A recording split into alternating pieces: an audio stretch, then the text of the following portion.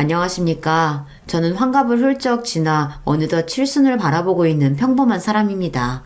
아이들 처음 태어났을 젊을 시절만 해도 이 피덩이들 언제 다 키우나 싶은 마음뿐이었는데 어느덧 두 녀석 모두 출가시키고 제 머리에는 흰머리가 소복하게 내려앉았네요.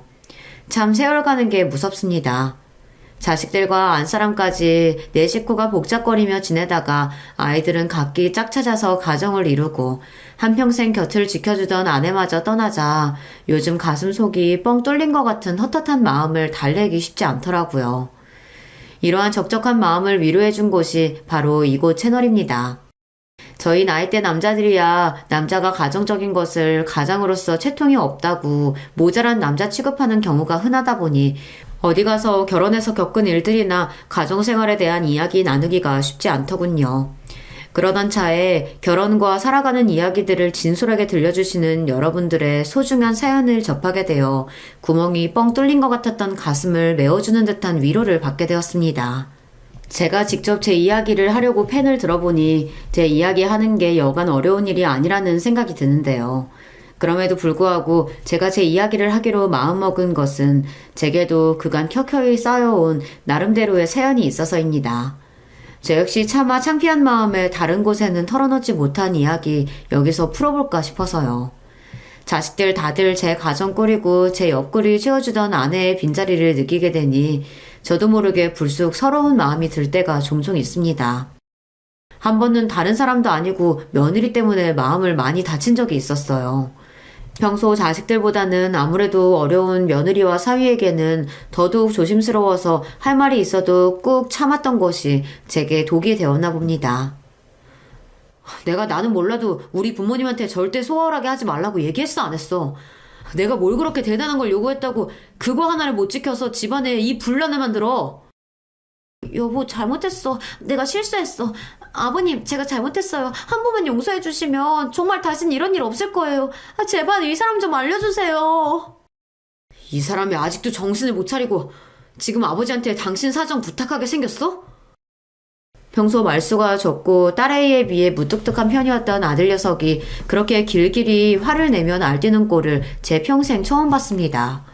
무슨 일이 있었길래 늙은 아비 편 들어주겠다고 저희 아들이 저렇게까지 난리를 친 건가 싶으시죠? 지금부터 제 살아온 이야기를 여러분께 풀어볼까 합니다.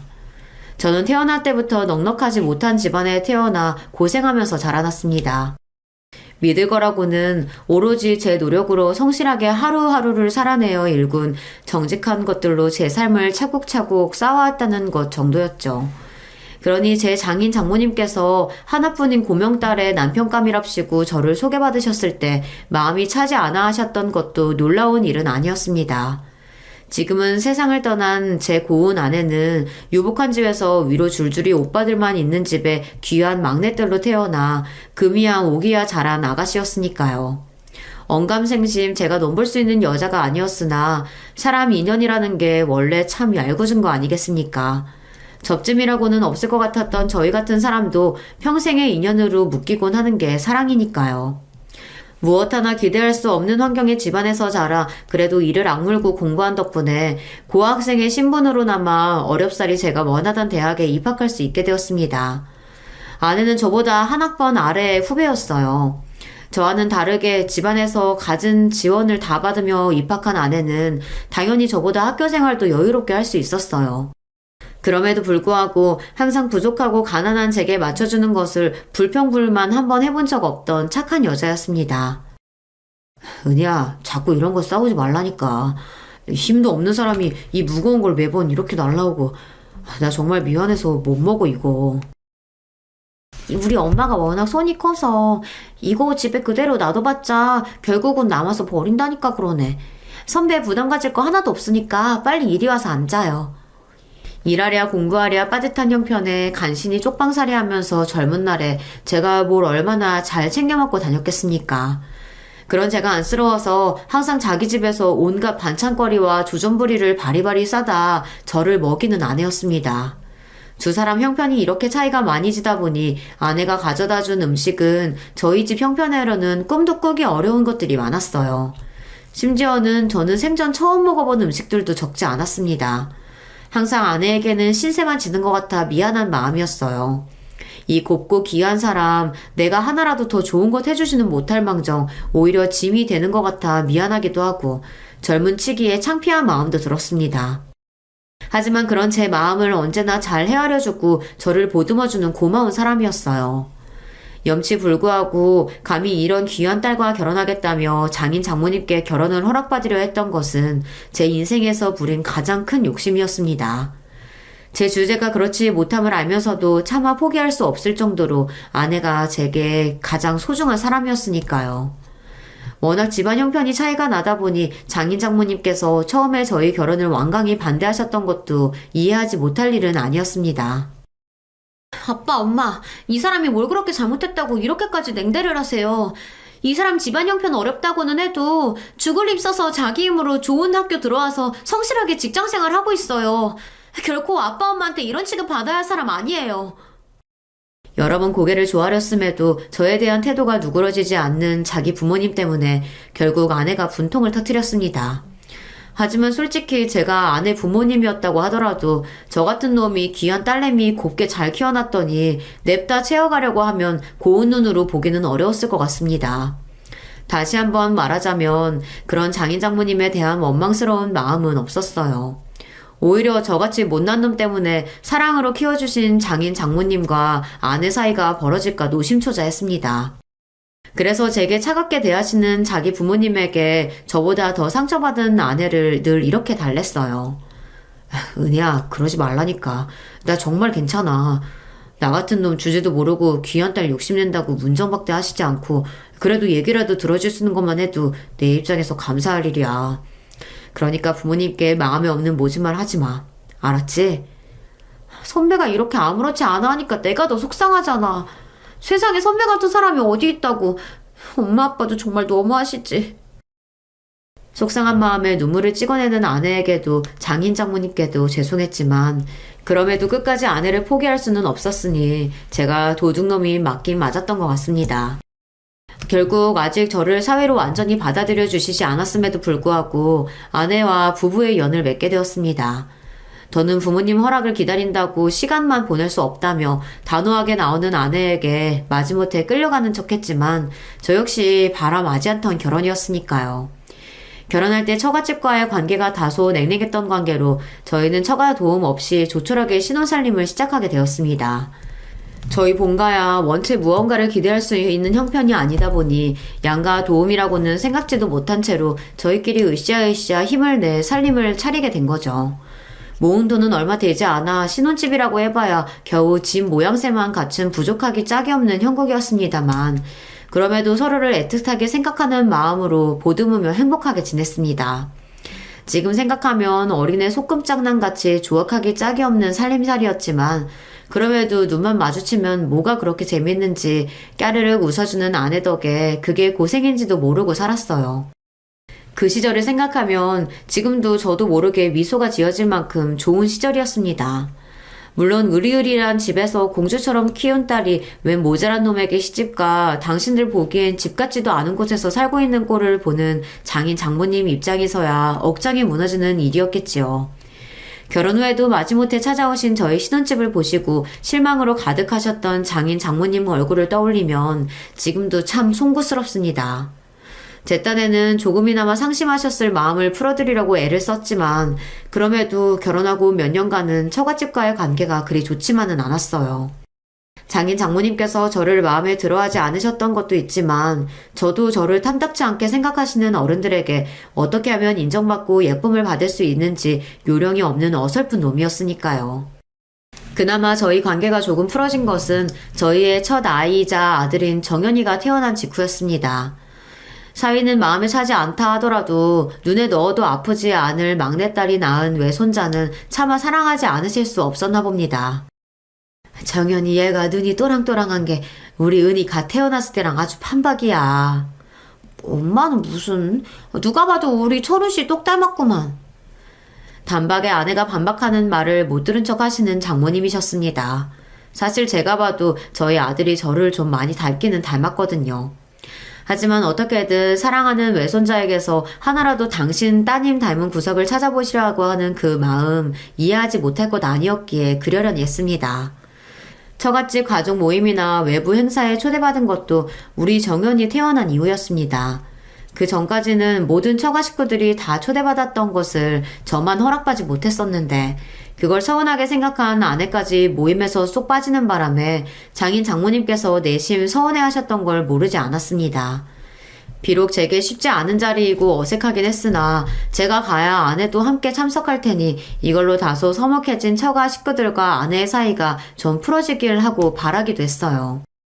하지만 와중에도 사위에 대한 아쉬움이 완전히 풀리지는 않으셨는지 종종 찬바람이 부는 장인 장모님 언사에 무안했던 적도 여러 번이었죠. 엄마 아빠 이럴 거면 차라리 부르지를 마. 사람 면전에 대고 무안 추는 것도 한두 번이지. 이럴 거면 도대체 왜 오라고 그랬어? 우리가 뭘 그렇게 서운했다고 그래? 너는 네 남편만 중하고 이제 어미애비 속 썩는 건 아무렇지도 않아?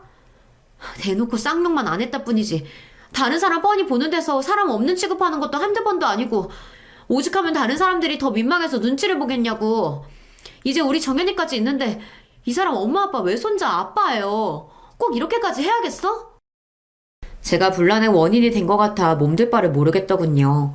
장인어른께서 사업체를 운영하고 계셨기 때문에 회사 관련한 행사도 여럿 있었습니다.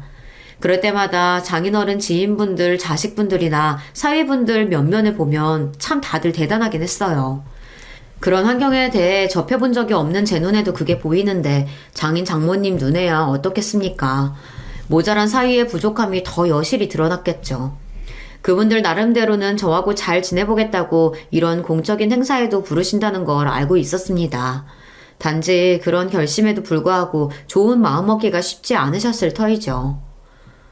여보, 그러지 말래도 장모님 입장에선 나 이런 자리에 불러내신 것만 해도 큰 마음 써주신 거야.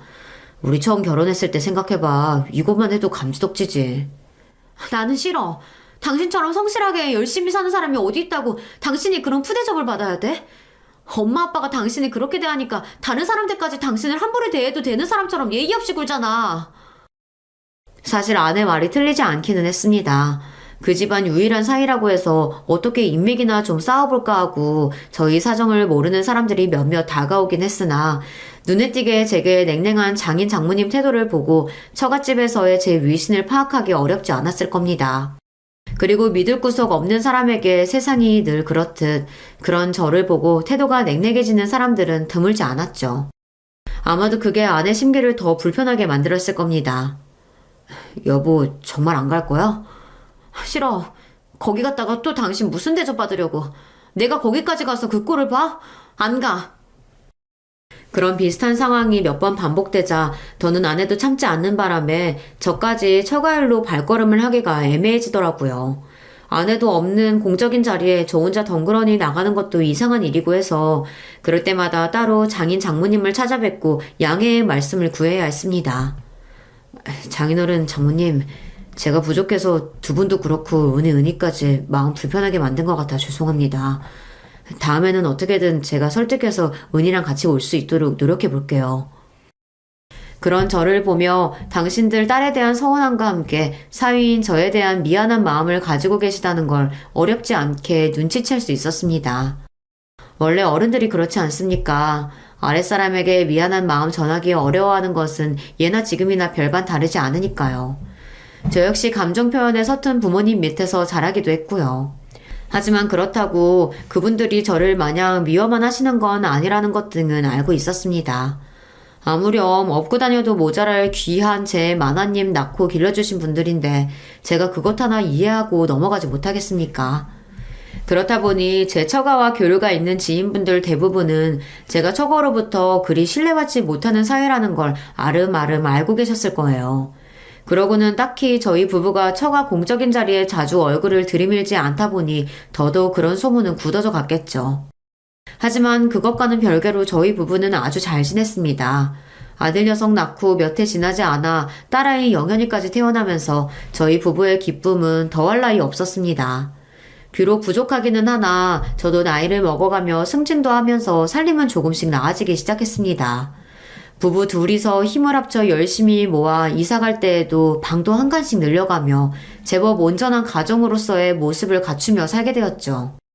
장인 장모님 역시 그렇게 조용하지만 저희끼리 다복하게 살아가는 모습을 보며 다소 마음이 누그러지셨는지 예전처럼 제게 날선 반응을 보이시진 않으셨기에 아내와 처가의 관계도 전보다는 많이 부드러워졌습니다. 특히 장인 장모님께서 저희 아들 정연이를 아주 예뻐하셨어요. 아이가 어릴 때부터 말수가 적고 어른스럽기도 했지만 아주 영특한 데가 있었거든요. 그 나이대 아이라고는 생각하기 힘들 정도로 끈기가 있는 부분이 있어서 그 조그만 걸 숙제한다고 앉혀놓으면 한 번 징징대지도 않고 진득하니 앉아서 공부에 열중하는 모습이 부모인 저의 눈에도 신기해 보일 지경이었습니다. 그러니 장인 장모님 눈에 손자가 얼마나 기특해 보였겠습니까? 아이고 우리 정연이 요 조망 많은 게 어쩜 이렇게 집중력도 좋은지 아주 커서 큰 인물이 될 거야. 그렇죠 여보? 우리 정연이가 우리 집 대들보지 암만. 귀한 막내딸네 집에 오셔도 대면대면한 사위 때문에 좀처럼 감정을 쉽게 드러내지 못하시던 장인 장모님께서도 사이에 정연이만 앉혀놓으면 그리 살가운 분들이 아닐 수가 없었습니다. 저야 원래도 기특하고 예쁜 제 아이들이지만 특히나 정연이 덕분에 어색한 장인 장모님과의 관계가 조금은 개선되는 것 같아 아이에게 고마운 마음도 있었죠. 자라면서 항상 전교 1등을 놓치지 않을 정도로 우수한 성적을 냈던 정연이는 저희 부부뿐만 아니라 장인 장모님께도 커다란 자랑거리이자 자부심이었습니다. 물론 저희 딸 영연이도 똑부러지게 자기 일 잘하고 공부도 제법 잘했지만요. 워낙 오빠가 성적이 좋다 보니 공부보다는 예체능 쪽에 관심이 더 갔더라고요. 그런 영연이 역시 저희 부부에게 정연이 못지않게 소중하고 사랑스러운 딸이었지만 아무래도 어르신들한테는 공부 잘하는 자손이 제일인 법이니까요. 손녀인 영연이도 많이 예뻐해 주셨지만 그래도 정연이를 더 믿음직스럽게 생각하시는 거를 알고 있었습니다. 그런 정연이가 답지 않게 제 외주부모님께 반항 아닌 반항을 한 적이 있었는데요. 바로 아버지인 저 때문이었습니다.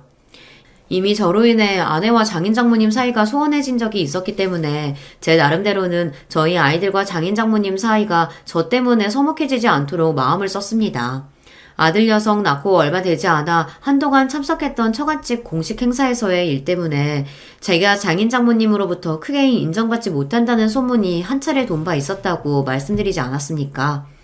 그래서 혹여나 아이들 귀에 그런 소리가 들어가지 않을까 신경을 쓰기도 했고요. 물론 그 이후로는 별다른 일이 없었기 때문에 별일이야 있을까 싶었는데 어떻게 아이 귀에 그게 들어갔던 모양이에요. 여느 때처럼 아이 좋아할 만한 선물을 바리바리 들고 저희 집을 찾아오신 장인 장모님께 아들 녀석이 평소와 달리 눈도 잘 마주치려 들지 않았습니다. 정은아, 할아버지 할머니 오셨는데 인사드려야지. 왜 그러고 있어? 응? 할머니, 할아버지, 우리 아빠 미워해서 나쁜 말하고 상처 줬다는데 진짜예요? 눈물이 그렁그렁해서 아들 녀석이 하는 말에 장인 장모님 낯이 당혹감으로 물들어갔습니다. 저희도 아이가 그런 소문에 대해 전혀 아는 티를 내지 않았기에 그때서야 알게 된 일이라 당황스러웠어요. 저희가 미처 상황을 수습하기도 전에 아이가 볼이 잔뜩 부어서는 냉랭한 목소리로 말했습니다. 우리 아빠 세상에서 가장 똑똑한 사람인데, 세상에서 가장 열심히 일하는 사람인데 왜 미워해요? 우리 아빠는 다른 친구들 아빠랑은 다르게 주말에도 귀찮다고 안 하고 우리랑 항상 잘 놀아주고 아껴주는 좋은 아빠인데 그런 아빠를 왜 미워해요? 아이 목소리에 설움이 뚝뚝 배어나왔습니다. 그걸 보는 아내도 그만 마음이 아픈지 눈이 새빨개졌어요. 저는 한편으론 당황스러우면서도 저 조그만 녀석이 자기 딴에는 얼마나 마음고생을 했을까 싶어 마음이 짠해졌습니다. 동시에 제 자식에게 이런 인정과 사랑을 받다니 저 스스로가 참 행복한 사람이라는 생각도 들었습니다. 그런 제 감동과는 별개로 사랑하는 외손자에게 뼈아픈 직언을 들은 장인 장모님의 당혹스러움을 짐작할 수 있었기에 아이의 어깨를 차분히 붙잡고 말했어요. 정연아, 다른 사람들이 하는 말은 본인들이 직접 겪은 일이 아니기 때문에 정말 있었던 일하고는 다를 수 있어. 할머니 할아버지가 아빠를 미워하시면 왜 우리 집까지 와서 정연이 영연이를 보시겠어. 할머니 할아버지 아빠 안 미워하시니까 그런 생각 하지 마. 응? 그래도 순한 아이라서 제가 이렇게 다독거리는 것만으로 더는 고집을 피우지 않고 제 외할아버지 외할머니 사이에 가서 앉는 아들 녀석이었습니다. 하지만 그렇게 아들의 오해 아닌 오해를 풀어준 이후로도 장인 장모님 표정은 밝아지지 않더라고요. 그리고 며칠 있다 아내와 함께 처가로부터 호출을 받았습니다. 아무래도 며칠 전의 일이 두 분께서도 마음이 많이 쓰이셨겠지 싶었어요. 전에 없이 의리의리하게 차려진 밥상을 받고 조금은 민망해하는 제게 장인어른께서 어렵사리 입을 떼셨습니다. 듣고 보니 정연이 말이 틀린 게 하나도 없어. 이 나이를 먹고 손자까지 봐서도 그 어린 것 하나만도 못하게 굴었으니 내 정말 자네 볼낯이 없네. 옆에서 생각이 많아 보이시던 장모님께서도 말씀하셨어요. 그래, 내가 내 자식 귀하고 아깝다는 이유로 자네한테 그간 너무 모질게 굴었네. 우리가 자네 처음 만났을 때 마음에 차지 않았던 건 맞지만 그렇다고 지금도 그렇게 생각하고 있는 건 절대로 아니야. 우리도 그동안 자네를 본 세월이 있는데 자네 같은 사람을 어떻게 계속 미워할 수 있겠나? 하지만 우리 속마음은 속마음인 거고 제대로 풀 문제들을 풀지 않아서 자네도 그렇고 우리 은희도 그렇고 그 어린 정연이까지도 마음고생을 하게 했으니 이 노인네들이 정말 면목이 없네. 두 분 마음이야 오래전부터 짐작하고 있었지만 그래도 이렇게 직접적인 표현을 해주시는 건 그때가 처음이었어요. 나이 드신 어른들이 아랫사람에게 이렇게 솔직한 마음을 내보이시는 것이 얼마나 어려운 일인지 저 역시 잘 알고 있었습니다. 그래서 그 두 분께 비로소 사이로서 인정을 받았다는 생각에 기쁜 마음이 듦과 동시에 저 두 분이 얼마나 큰 용기를 내셨을까 싶어 안쓰러운 마음도 들었습니다. 장인 장모님, 저 두 분께 서운한 감정 정말 한 톨도 없습니다. 그럼에도 불구하고 이렇게 불러서 대접까지 해주시면서 그런 말씀 주셔서 정말 감사드려요. 애초에 두 분께서 이렇게 잘 키워주신 딸 보내주지 않으셨으면 제가 어떻게 이렇게 사람굿이라고 살 수 있었겠습니까? 다 두 분 덕분입니다. 감사합니다. 비로소 마음의 응어리를 풀고 서로를 받아들인 저희였습니다. 그간의 서름과 마침내 받게 된 인정에 기쁜 마음이 뒤섞여 훌쩍이는 아내의 손을 꼭 잡아주었습니다. 두 분 앞에서 부끄러운 사이가 되지 않도록 더욱 열심히 살아야겠다고 다짐했죠. 그 후로는 장인 장모님과의 관계도 다소 편안해졌습니다. 물론 그동안 대면대면하게 지내온 세월이 있었기에 단번에 마음의 벽을 완전히 허물기는 쉽지 않았으나 그럼에도 이 정도만으로도 감사한 일이라고 생각했어요. 저희 사이가 좋아지면서 장인어른께서 집안 사업에 발을 들여볼 의사가 있는지 넌지시 물어오셨지만 그 제안은 감사한 마음으로 정중히 거절했습니다. 처가 식구들은 정도의 차이는 있었지만 다들 장인어른 사업에 조금씩은 발을 담그고 있는 상태였기에 장인어른 입장에서는 저를 정말 가족으로 받아들여 주셔서 하신 말씀이었습니다. 하지만 저는 그 마음만으로 감사했지 그렇다고 처가로부터 경제적으로 의존할 생각은 없었으니까요. 저희 결혼해서 신혼살림 꾸릴 때도 그렇고 그 생각은 변함이 없었습니다. 사람이 성인이 되어 자기 힘으로 가정을 이뤘으면 어떻게든 저희끼리 힘을 합쳐 살아야 한다는 게 제 생각이기도 했고요. 물론 집안으로부터 도움을 받을 사람들을 비난할 생각은 아니고 저희 집 본가 사정이 본인 앞길은 본인이 책임져야 했다 보니 자연스럽게 그렇게 생각하게 된 것 같습니다. 처음엔 다소 서운해 보이시던 장인어른도 결국은 그런 제 의사를 존중해 주셨습니다. 오히려 부족하기는 하나 저희 능력으로 살아보겠다는 저를 대견해 해주시기도 했어요. 그건 세월이 흐를수록 더했습니다. 아무래도 집안 사업에 가족들 여럿이 엮여있다 보니 크고 작은 잡음이 끊이지 않았거든요. 당신 아들들이 차례로 한 번씩 돈 사고를 칠 때마다 적잖이 마음고생을 하셨던 장인어른이시니 이렇듯 본인 사업에 관여하지 않는 저를 나이가 먹어갈수록 더 인정해 주신 것 같기도 합니다. 그래서 이런 여러 가지 상황이 벌어지는 동안에도 저희 가족은 처갓집 상황에 크게 영향을 받지 않고 저희 나름대로 오순도순 다복하게 잘 지냈습니다.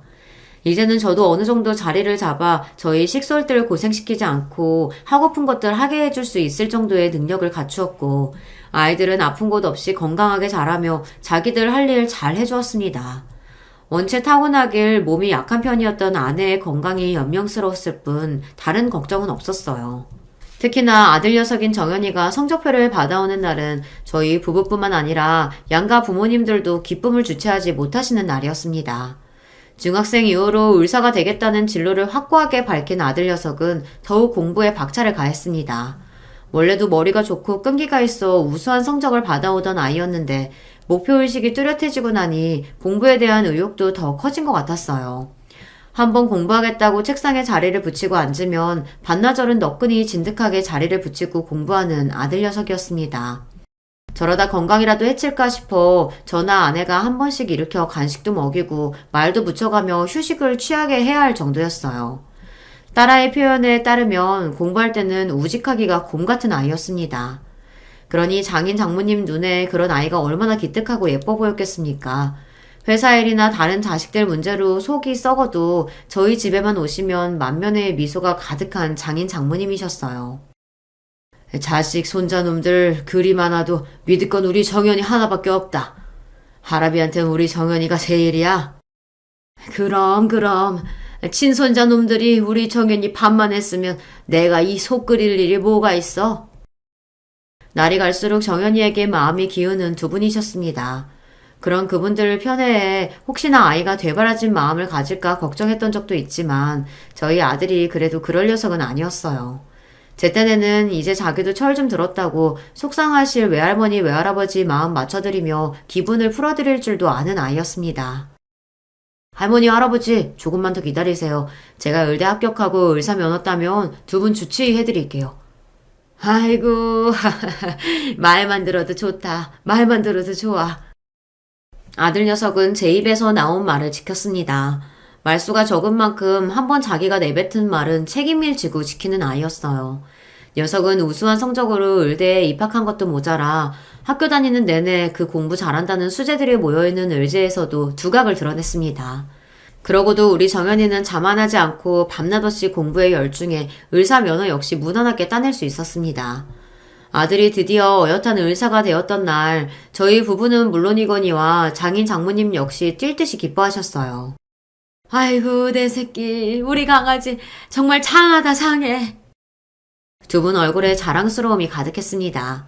이제는 나이가 많이 들고 노쇠하셔서 예전에 저를 반대하실 때의 도끼는 싹 빠지고 그저 손자에 대한 사랑이 가득한 얼굴을 하신 두 분이셨어요. 최근에 번갈아 사고를 치기 시작한 손자들 때문에 마음고생을 많이 하셔서 부쩍 기운이 없으셨던 두 분께서 모든 시름을 잊으신 날이기도 했습니다. 아내가 막내딸이다 보니 위에 오빠들로부터 본 친손자들은 저희 아이들보다 나이가 좀 있는 편이었습니다. 하지만 애석하게도 회사 일을 보던 손자나 넉넉한 조부모의 형편에 기대어 살던 손자나 두 분 기대를 채우기엔 부족했습니다. 두 분이 저희 아들 정연이에게 더욱 정을 붙이신 것 또한 그런 친손자들에 대한 실망감이 컸기 때문일 거예요. 평소에도 저희 아이들에 대한 애정을 숨김없이 드러내시던 장인 장모님이시다 보니 저희 아이들, 특히 정연이에게 제법 유산을 많이 물려주시는 건 예상 가능한 범위였습니다. 아내 역시 가장 아끼시던 딸 자식이다 보니 예상하지 못했던 일은 아니었고요. 하지만 사위인 저한테까지 자식들 못지않게 유산을 책정해 주셨던 건 차마 예상치 못했던 부분이었습니다. 여보, 이건 나한테 너무 과하지 않을까? 무슨 소리야. 그 양반들이 표현을 잘 못해서 그렇지 우리 오빠들보다 당신을 더 믿는다고. 그리고 당신 이거 받을 자격 충분하니까 그렇게 생각하지 마. 두 분께서 저를 마음으로 받아들여 주신 줄은 알고 있었지만 그래도 이렇게까지 마음을 써주실 줄은 몰랐기에 눈시울이 붉어졌습니다. 돈도 돈이지만 그분들께 정말 자식으로 인정받은 기분이었으니까요. 사정 모르는 사람이야 여전히 저를 저희 장인 장모님의 천덕꾸러기 사위인 줄 알겠지만 누가 뭐래도 그분들의 진심 어린 애정을 받았다는 생각에 그만 마음이 뭉클해졌습니다. 돌아가시기 얼마 전 저희 아들 손을 꼭 붙잡고 장모님께서 말씀하셨습니다. 내가 우리 정연이 장가 가는 거 꼭 보고 가고 싶었는데 먼정한 너희 할아비 대신해서 그것까지는 꼭 보고 가려고 했건만. 그리 아끼던 외손자였으니 녀석이 좋은 처 만나 장가 가서 아들 딸 낳고 오순도순 사는 걸 얼마나 보고 싶으셨겠어요. 아닌 게 아니라 당시 의사면허 따고 얼마 되지 않은 아들 녀석에게 선자리가 쏟아졌습니다. 원래도 의사면허 따면 제법 선자리가 많이 들어온다고 알고 있었는데 거기다 우리 아이들 외가가 만만치 않은 집안이다 보니 제법 좋은 선자리가 벌써부터 많이 들어오고 있었어요. 장인 장모님께서 돌아가시기 전에 그중 제일 좋은 집안 골라잡아 아들이 내심 일찍 장가가기를 바라셨다는 것도 알고 있었습니다. 얼른 외 증손자를 보고 싶은 욕심도 있으셨겠지만 그보다는 당신들이 생존해 계실 때 아무래도 더 좋은 혼처가 많이 들어올 거라는 걸 알고 계셔서이기도 하셨을 거예요. 하지만 아들 녀석은 의사로서 욕심이 많았습니다. 단순히 의사 면허 따서 자기 병원 개원하려는 것보다는 더 공부해서 학교에 남고 싶어 하기도 했고요. 그러고도 한동안 꽤나 결혼 생각이 없었기에 저희 부부도 슬슬 걱정이 되던 차였습니다. 아들이 대학병원 교수 임용까지 되고 나자 더더욱 저희 아들에게 눈독을 들이는 집안이 많아졌어요. 그럼에도 선이나 연애나 별다른 관심을 보이지 않는 아들이었습니다. 저도 저지만 저러다 하나 있는 아들 혼자 늙어 죽을까 싶어 아내 걱정이 이만저만이 아니었어요. 정연아, 너도 이제 나이가 적지 않아. 엄마는 네가 열심히 노력해서 네 목표 이루는 것도 좋지만 그걸 같이 기뻐해 줄 수 있는 네 가정이 생겼으면 좋겠어. 매번 그렇게 생각 없다고만 하지 말고, 응? 딱히 아들이 내켜하는 것 같지는 않았지만 이왕이면 저도 아들이 좋은 사람 만나 가정 꾸려서 예쁜 손자들도 낳고 따스한 가정 환경에 행복을 느끼며 살길 바랬습니다. 아무래도 저나 아내나 결혼 생활이 만족스러워서였는지 소중한 저희 아들에게도 그러한 기쁨을 알게 해주고 싶었던 것 같습니다. 그래도 저나 제 엄마 간절한 뜻을 차마 외면하지 못하는 착한 아들이다 보니 결국 아들이 선자리에 나서기 시작했어요. 요령없는 녀석이 혹여 나가서 아가씨한테 실수라도 하지 않을까 싶어 넌지시 당부했습니다. 정연아, 요새는 효자 인기 없다. 우리야 너 장가 보내고 나면 우리끼리 잘 살면 그만이니까 너랑 잘 맞는지 그것만 딱 생각해서 좋은 사람 한번 만나봐. 응? 그게 무슨 소리세요, 아버지. 저랑 결혼하면 당연히 아버지랑 엄마한테도 잘해야지. 아이고, 그런 식으로만 말하지 말고. 어릴 적부터 저나 제 아내의 말을 거스른 적이 없는 착한 아들이었지만 며느리 될 사람 입장에서야 남편이 시부모님 말을 너무 잘 듣는 것도 부담스럽지 않을까 싶어 괜한 노파심이 들더라고요. 이런 제 당부에도 생각에 흔들림이 없어 보이는 아들이었지만 그렇다고 다 커서 교수식이나 된 아들 선자리에 가타부타 말 보탤 수도 없고 그저 좋은 인연 점지해 주시기만을 빌고 또 빌며 좋은 소식을 기다렸습니다. 몇 번의 선자리 끝에 드디어 아들이 교제를 시작했어요. 저나 아내나 아들을 선자리에 밀어넣으면서도 솔직히 큰 기대는 하지 않았기에 기쁨을 감출 수 없었습니다. 조건이야 이미 선 들어오면서부터 걸러냈고 아들 녀석이 그리 사람 보는 눈이 없다고 생각하지 않았기에 만나보지도 않은 아들의 교제 상대는 이미 저희 부부에게 예비 며느리나 다름없었습니다. 그저 언제 인사를 하러 올까 오매불만 기대에 부풀어 있는 아내였어요. 여보, 도대체 어떤 아가씨길래 목석 같은 우리 정연이가 만나보자는 말을 다 했을까?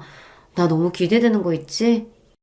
아, 설아, 애 앞에서는 괜히 부담 주지 마. 자기들이 어련히 알아서 하겠지.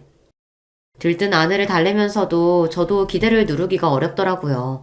그렇게나 며느리 보기를 소원하던 아내였으나 애석하게도 아들의 결혼보다 아내의 병이 더 먼저 찾아오고 말았습니다. 췌장암 말기였어요. 내가 시원치 않아서 온 가족 고생을 다 시키네. 미안해 여보. 무슨 그런 소리라고 있어.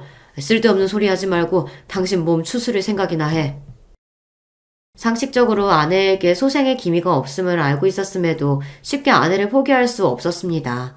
이 경황 없는 와중에도 아들 녀석 가정 이루는 모습을 보기를 소망했던 아내의 꿈을 알고 있기에 아들의 결혼이 서둘러 진행되었습니다.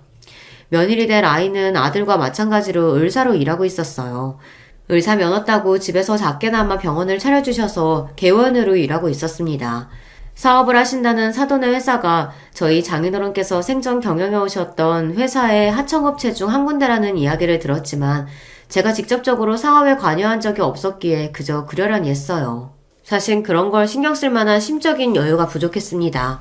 저는 거의 하루 종일 아내 곁에 붙어서 간병을 하며 얼마 남지 않은 시간이 흐르는 것이 안타까워 견딜 수가 없었습니다. 유미씨, 우리 정연이 잘 부탁해요. 내가 새 사람 맞이하면서 이것저것 챙겨줄 게 많은데 내 꼴이 지금 이래서 그러지도 못하고 참 미안하네. 아니에요. 무슨 말씀을 그렇게 하세요, 어머니. 저희들끼리 알아서 잘할 테니까 걱정하지 마시고 쾌차하세요. 몇 번 보지 않아 서먹할 아내에게 살갑게 말해주는 며느리가 고마웠습니다.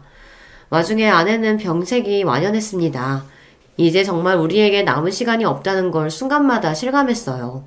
평생 곁을 지켜주던 아내가 영원히 돌아오지 못할 것으로 떠난다고 생각하면 마음이 미어지듯 아파왔습니다. 결국 아이들 시골리고 채 한 달을 버티지 못하고 아내는 영원한 여행을 떠나게 되었습니다. 세 사람 맞이하고 하나 남은 시부모로서 마음을 잘 썼어야 했는데 아내 잃고 정처 없이 떠도는 마음을 붙잡기에도 버거워 그러지 못했어요. 아들이나 며느리에게 참 미안했습니다. 그런 말씀 마세요, 아버지. 두 분 사이가 그렇게나 각별하셨는데 지금 아버지 심정이 어떨지 제가 어떻게 차마 상상이나 할 수 있겠어요. 그저 아버지 몸 상하지 않으시도록 건강에만 신경 쓰세요. 이제는 장성에서 아내를 잃은 아비를 듬직하게 위로해주는 아들이었습니다. 제게 살뜰히 마음을 써주는 아들과는 달리 며느리와의 사이는 좀처럼 가까워지지 않았습니다. 저희 집안 식구가 될 무렵 제가 워낙 정신이 나가 있어서 더 그런 게 아닌가 싶어 며느리를 대하기에 미안스러워 더 어렵게 느껴지더라고요. 사위면 성별이라도 같으니까 어떻게 좀 친해질 구석이 있을지 몰라도 남의 집 귀한 딸내미를 스스럼 없이 대하는 게 쉽지 않았습니다. 또 아들이나 며느리나 각자 생업이 있다 보니 자주 볼 일이 드물기도 했어요. 그나마 아들은 제 엄마 떠나고 많이 울적해하는 아버지 걱정에 바쁜 시간을 쪼개 저를 찾아오곤 했지만 며느리도 함께 오는 일은 극히 드물었습니다. 저 나름대로는 또 호라비로서 기운 처져 있는 모습 며느리에게 보이기 민망하기도 하고 편치도 않을 홀 시아버지 보러 불편한 자리에 괜히 며느리를 찾지도 않았고요. 뒤늦게 조금 서운한 마음이 들기는 했습니다만 서로 불편한 일을 만들지 않으려면 오히려 이렇게 지내는 게 더 낫지 않을까 싶은 생각을 하며 스스로를 달랬습니다. 아내를 보내고 첫 일주기가 다가오자 그러지 않으려고 노력했는데도 마음이 많이 싱숭생숭했습니다. 아내를 떠나보내고도 여전히 차마 다 정리하지 못한 아내 유품이 집안의 지천으로 널려 있었어요. 제 반평생이 넘도록 매일을 함께한 사람인데 1년이라는 시간은 그 사람을 보내기엔 너무 짧았습니다. 그런 제가 걱정돼서인지 부쩍 아들딸 연락도 잦아졌어요. 너무들 걱정 말아라. 아빠 괜찮다. 며칠 뒤에 엄마 제사 때 보자꾸나. 제사라는 말을 담으면서도 여전히 마음이 시큰하더라고요. 조금만 내 곁에 더 머물러주지 뭐가 그리 급해서 그리 서둘러 갔나. 아내에겐 원망스러운 마음이 들었습니다. 아내에겐 해준 것보다 받은 게 훨씬 더 많았어요. 이래서 사람 살아있을 때 잘해야 하는 건데 제 딴엔 한다고 했는데도 일이 후회가 남을 줄 알았더라면 더 잘해줄 걸 그랬어요. 그런 마음을 가지며 아내의 첫 제사를 정성껏 준비했습니다. 아내와 모처럼 단둘이 제주 여행을 갔을 때 맛있게 먹었던 약과도 불어 공수하고 제사상 격식에 조금 맞지 않기는 했으나 아내가 좋아하던 음식을 대접하고 싶어 가장 좋은 재료로 손수 정성껏 골라두었어요. 원래도 아내와 함께 부족한 솜씨로 이것저것 요리를 해먹었던 저였기에 그날도 부족하나마 제 힘으로 정성껏 한 끼 차려서 떠난 아내의 첫 제사를 준비할 요량이었습니다. 음식 다 준비하고 아이들은 그저 와서 제 엄마 좋아하던 음식 함께 나누며 시간을 보내고 싶어 일부러 천천히 오라고 일렀는데 뜻밖에도 며느리가 생각보다 이른 시간에 혼자 먼저 찾아왔어요. 얘 아가 일찍 왔구나. 네, 정현씨가 갑자기 회의가 잡혔다고 저 먼저 좀 일찍 가보라고 해서요. 그렇게 말하는 며느리 표정이 떨떠름해 보였습니다. 저 역시 신경이 쓰였으나 아무래도 아직 서먹한 시아버지와 단둘이 남은 상황이 편치 않겠거니 싶었어요. 그래서 제 딴에는 어색한 분위기를 풀어보고자 며느리에게 말을 붙였습니다. 그럼 아가 여기 푸성귀 좀 나랑 같이 섞을까? 정연이 엄마가 푸성귀에 겉절이 양념 붙여주면 참 맛있게 잘 먹었거든. 그런데 제 말에 며느리 표정이 확 구겨졌습니다. 그러더니 제게 날카롭게 쏘아붙이기 시작했어요. 아버님, 말이 나와서 말인데 요즘이 어떤 시대인데 제사를 지내요. 있는 제사도 없애는 판국에 굳이 바쁜 사람들 다 불러내서 이렇게 번거로운 일 만들 필요가 있어요? 그리고 아버님 모르시는 모양인데 저희 집 크리스찬이에요. 우리 집 제사도 안 지내고 기도를 끝내는 판에 시집와서 제사 음식까지. 그냥 오늘도 번거로운 일 만들지 말고 각자 기도나 하고 끝내요. 며느리랑 단둘이 남은 상황에서 이렇게 길게 말한 적이 없었는데 하는 말 한마디 한마디에 가시가 박혀 있었습니다. 생각지도 못한 며느리의 날카로운 반응에 저는 너무 당황스러웠어요. 그 애에게 따로 과한 요리를 시킨 것도 아니었고 혼자 손이 놀고 있으면 민망할까봐 소일거리나 같이 하며 이야기라도 나눠보고자 했던 건데 서름에 눈물이 왈칵 나올 만큼 매몰찬 반응이었습니다. 잠시 말을 잃고 있다가 생각을 하면 할수록 화가 치밀어 오르기 시작했어요. 누가 들으면 제가 뻔질나게 며느리를 불러 올리기라도 했다는 듯 말하는데 애초에 제가 먼저 며느리를 호출한 적도 단 한 번 없었습니다. 오늘도 아들 녀석이 제 걱정에 며느리를 먼저 보낸 모양인데 제가 원한 상황도 아니었고요. 게다가 그날은 아내의 첫 제삿날 아닙니까? 제가 장남이 아니기에 저희 본가 제사도 제가 가져오지 않았고 장인 장모님 제사도 처가 쪽에서 지내고 있었고요. 애초에 제사를 지내는 것 자체가 그날이 처음이었습니다. 며느리의 저런 날선 반응은 납득이 가지 않았어요. 순간 병색이 완연했음에도 며느리를 맞이할 생각에 살풋 미소를 짓던 아내의 지난날이 떠올랐습니다. 그리 바라던 며느리가 자신의 첫 제사를 저리 생각하고 있다는 걸 알면 그 사람 마음이 어떨지 제가 다 서러울 지경이었어요. 그때 아들이 들어왔습니다. 뭐야, 왜 이래요? 아버지, 무슨 일 있어요? 심상치 않은 집안 공기에 아들 녀석도 신경을 곤두세웠습니다. 제 시합이 눈치는 보지 않아도 남편 눈치는 보는지 그제야 며느리도 힐끗힐끗 제 눈치를 보기 시작하더군요. 저는 굳은 표정으로 아들에게 말했습니다. 네 처가 번거로운 제사 같은 일은 만들지 말자고 하더구나. 교회 다녀서 제사 지낼 수 없다고 하는데 너는 알고 있었니? 다른 것도 아니고 네 엄마 첫 제사에 나올 이야기는 아닌 것 같아 내가 그냥 넘기는 건 아니지 싶다. 굳은 표정으로 상황을 전하는 제 말에 아들 표정 역시 순식간에 싹 굳어버렸습니다. 그런 저희 사이에서 며느리가 눈에 띄게 안절부절 못하기 시작했어요. 아버님 말씀을 그렇게 전하시면 여보 그게 아니라 당신 입 다물어. 아들이 쩌렁쩌렁 소리를 쳤습니다. 그 기세에 며느리가 그만 입을 합 다물었어요. 아들이 분노에 가득 찬 표정으로 휴대전화를 들더니 곧장 전화를 걸었습니다. 장모님, 저 조서방입니다. 꼭 드릴 말씀이 있어 전화드렸어요. 오셔서 따님 데려가세요. 그 말에 집안 전체에 찬물을 끼얹는 듯 분위기가 싸늘하게 가라앉았습니다. 며느리는 이제 오열하기 직전이었어요. 그런 제 아내의 상태도 아랑곳하지 않고 아들이 외쳤습니다. 생전 처음 맞이하는 우리 어머니 제사 못 모시겠다고 내 아버지한테 폐악 부리는 여자 나도 필요 없습니다. 장인어른 사업 때문에 도움받을 일 있을 때만 살살 제 눈치 보면서 정작 내 부모 이렇게 홀대하는데 내가 뭘 믿고 따님이랑 평생을 함께합니까? 와서 당장 따님 데려가세요. 여보 내가 잘못했어. 내가 그러려고 그런 게 아니고. 아니긴 뭐가 아니야. 그나마 결혼 전에 우리 엄마는 외할아버지 회사 때문에 눈치 보는 신용이라도 하더니 이제 엄마 돌아가시고 없으니까 우리 아버지는 끈떨어진 연인 줄 알았어? 내가 당신한테 많은 거 말했어? 내 아버지한테 대단한 효도하라고 했냐고 내가. 그저 어머니 가시고 다치신 마음 더 상처받지 않도록 조심해달라는 그거 하나 못 지켜서 이사다를 만들어? 화가 머리끝까지 치밀어 올라 폭발한 아들이었습니다. 그런 아들을 보니 이제 제가 두려울 지경이었어요. 저러다 정말 무슨 사달을 내도 크게 내겠다 싶어 일단 아들을 진정시키려고 했습니다. 정연아, 일단 진정 좀 해라. 내가 괜히 긁어 부스럼 만든 것 같구나. 무슨 말씀이세요, 아버지? 누가 들어도 저 사람이 잘못했는데. 이제 믿을 건 저뿐이다 싶었는지 아까와의 태도와는 정반대의 모습으로 며느리가 제게 매달리기 시작했습니다. 아버님 잘못했어요. 제가 다시는 안 그럴게요. 잘못했으니까 저 쫓아내지 마세요. 네? 이 사람이 지금 잘못은 당신이 해놓고 왜 수습은 아버지한테 시키려 들어? 그렇게 한참을 실랑이를 벌였습니다. 당장에 며느리를 내쫓을 기세인 아들을 달래느라 저도 혼이 쏙 빠졌어요. 엎친 데 덮친 격으로 갑작스러운 아들의 통보에 혼비백산한 사부인까지 달려오시면서 더욱 정신이 없었습니다. 사돈어른 죄송합니다. 저희가 자식을 잘못 키웠습니다.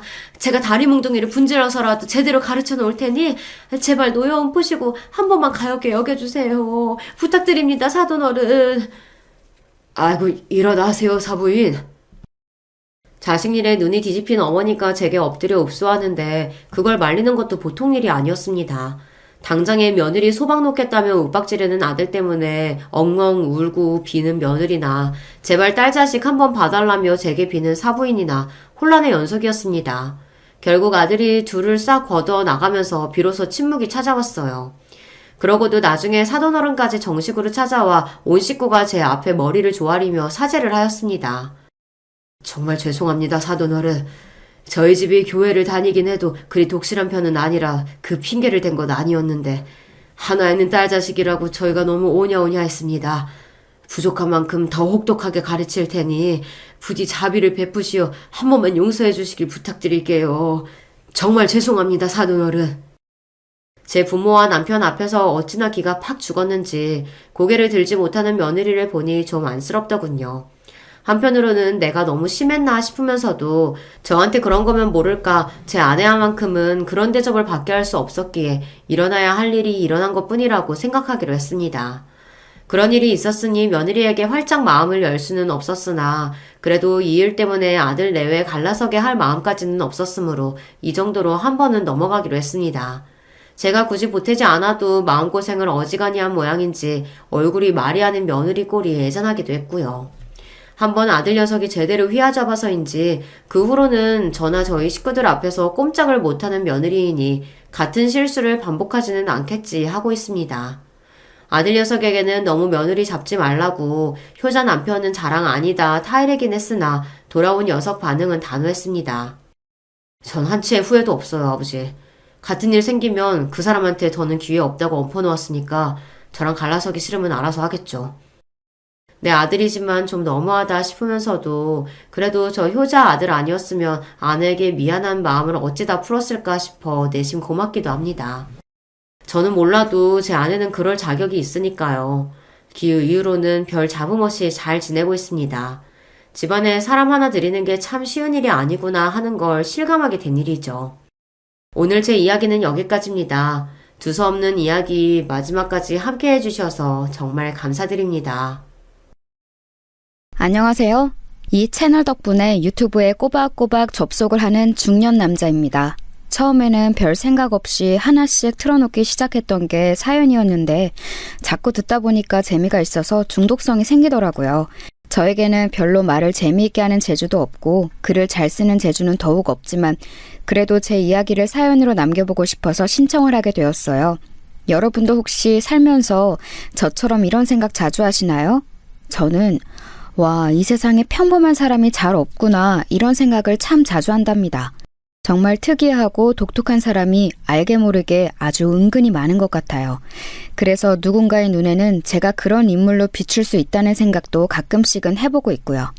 그래도 요즘 이런 생각을 덜하고 사는 편이에요. 예전에는 더 자주 했었죠. 왜냐하면 제 주변에 진짜로 특이하고 독특한 사람이 있었기 때문입니다. 그런 황당한 인연을 만나기 전에 제 인생은 제법 무탈하다면 무탈하게 흘러간 편이었어요.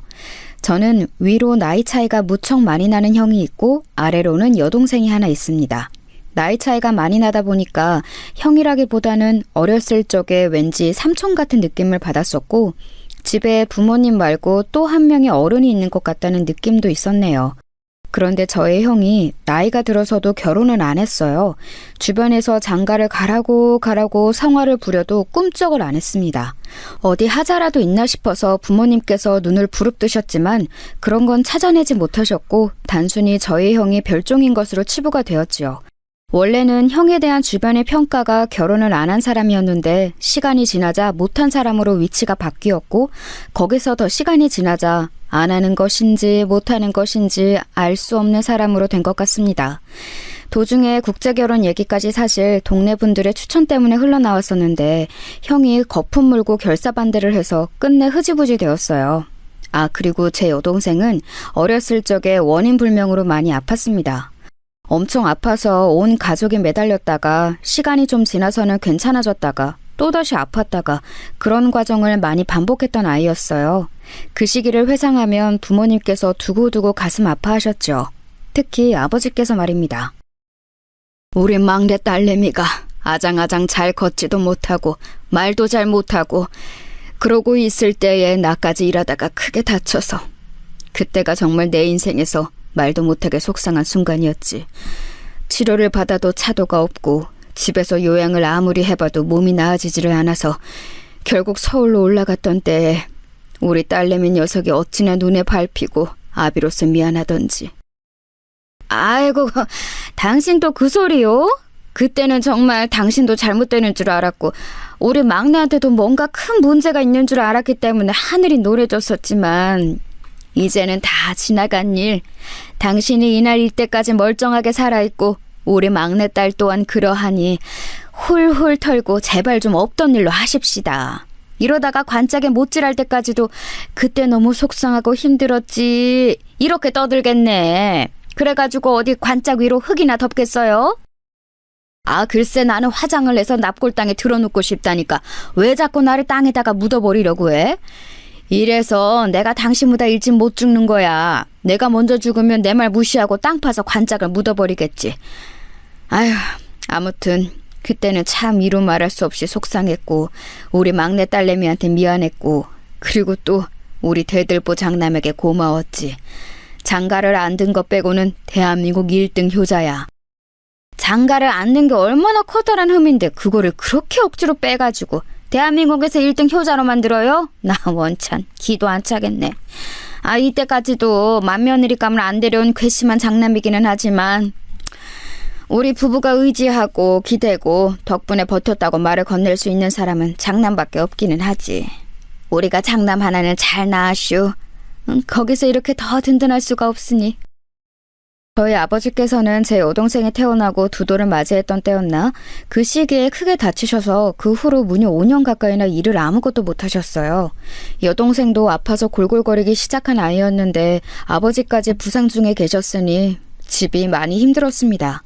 그때 활약한 사람이 형이었어요. 그때부터 거의 가장 같은 역할을 맡아왔고요. 그래서 부모님께서는 겉으로는 항상 장남이 노총각이어서 창피하고 부끄럽다고 하시면서도 속으로는 많이 의지를 하십니다.